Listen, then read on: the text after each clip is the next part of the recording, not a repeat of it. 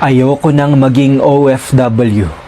Alam mo, ang maging OFW ang isa sa pinakamahirap na desisyon na gagawin mo sa buhay mo dahil kailangan mong pumangibang bansa para sa pamilya mo. Sobrang mahirap mawalay sa pamilya mo lalo na't bawat minuto, bawat oras, bawat araw at bawat taon na hindi mo sila kapiling. Lahat ay titiisin para mabigyan lang sila ng buhay na masagana kahit ang kapalit nito ay ilang taon na mawalay sa kanila. Mahirap talagang maging OFW dahil lahat ng okasyon sa buhay mo ay hindi mo sila makakasama. Graduation, birthday, Pasko, bagong taon at marami pang iba. Mag-isa mo itong haharapin. Yes, mag-isa.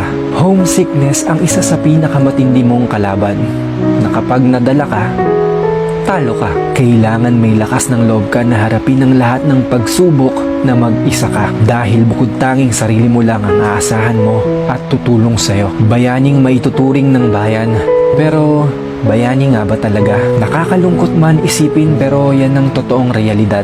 Kapag naging OFW ka, marami kang matututunan. Matututo ka dito na maging malakas. Malakas na harapin ang lahat ng pagsubok sa buhay mo. Matututo ka din dito kung papaano magdesisyon sa sarili mong mga paa. Matututunan mo din makisalamuha sa iba't ibang klase at ugali ng tao. Magiging sinungaling ka rin dahil kahit malungkot ka at may hindi magandang nangyayari sa'yo, kailangan mong sabihin sa pamilya mo na okay ka lang para hindi na sila mag-alala pa. Kapag OFW ka na, pumili ka ng mga kaibigan mo na tutulungan ka na maging isang mabuting tao. Mahirap magtiwala pero kailangan mong subukan dahil mahirap mag-isa lalo na't hindi mo alam ang kahihinatnan mo sa bansang iyong pupuntahan. Bukod sa kaibigan, lagi mong tandaan na nariyan ng Diyos para gabayan ka sa lahat. Alam mo, simula nang umalis ka sa bansang Pilipinas, hindi totoo na mag-isa ka. Ang totoo niyan ay kasama mo ang Diyos na sa una pa lang ay nariyan na. Kasama mo siyang lumalaban at hindi ka niyan pababayaan. Alam mo ba kung bakit napapanood mo ito? Dahil may dahilan. Ipinanood niya ito sa'yo para makayanan mo. Kahit wala ang pamilya mo sa tabi mo. Sinabi niya na bigyan daw kita ng lakas ng loob na harapin ang lahat ng nangyayari sa'yo ngayon. Hindi man maganda ang nangyayari sa'yo ngayon, pero ang sabi niya, kasama mo daw siya sa laban na yan. Kaya walang dahilan para sumuko ka dahil lahat ng paghihirap mo ay magbubunga sa'yo at sa pamilya mo. May mga dahilan para maging malungkot pero mas maraming dahilan para lumaban ka. Kaya tuloy lang ang laban, kabayan. Kayang-kaya mo yan. OFW ka eh. Alam mo, sa buhay, kailangan magkaroon ka ng plano.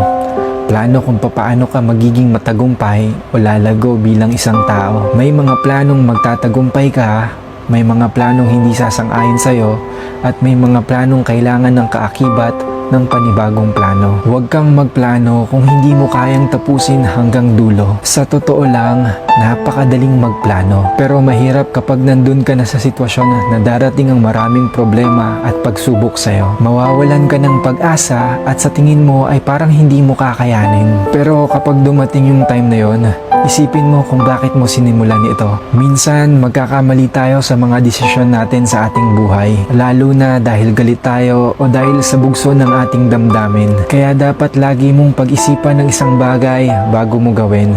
Hindi lang isa, kundi maraming beses. At kailangang kalmado ka. Sa buhay, may mga magagawa tayong pagkakamali o maling desisyon na maaaring makaapekto hindi lang sa atin, kundi sa mga nakapaligid sa atin. You need to accept all the consequences na magiging dulot ng mga maling desisyon mo. Kaya bago ka magdesisyon ay sa puso mo at alamin mo kung ano ba ang kalalabasan nito. Kung hindi man magtagumpay ang plan A, dapat may plan B ka na kaakibat. Pero nasubukan mo na ba yung plan C, plan of Christ sa buhay mo? Kapag hinayaan mo siyang kumilos sa buhay mo, makikita mo na tamang landasin ang tinatahak mo.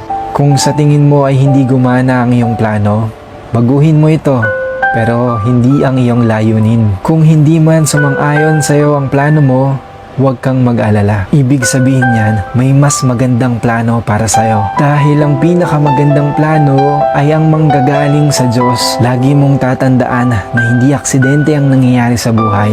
Dahil lahat ng yan ay plano ng Panginoon para sa'yo. Mas maganda talaga kung ipagdadasal mo lahat ng plano at desisyon mo sa buhay dahil makakakita ka dito ng tamang kasagutan at hindi mo pagsisisihan. Sabi nga sa Jeremiah 29:11, "For I know the plans for you, declares the Lord, plans to prosper you and not to harm you, plans to give you a future and hope." Darating din yung araw na masasabi mo, "Lord, the best talaga ang mga plano mo."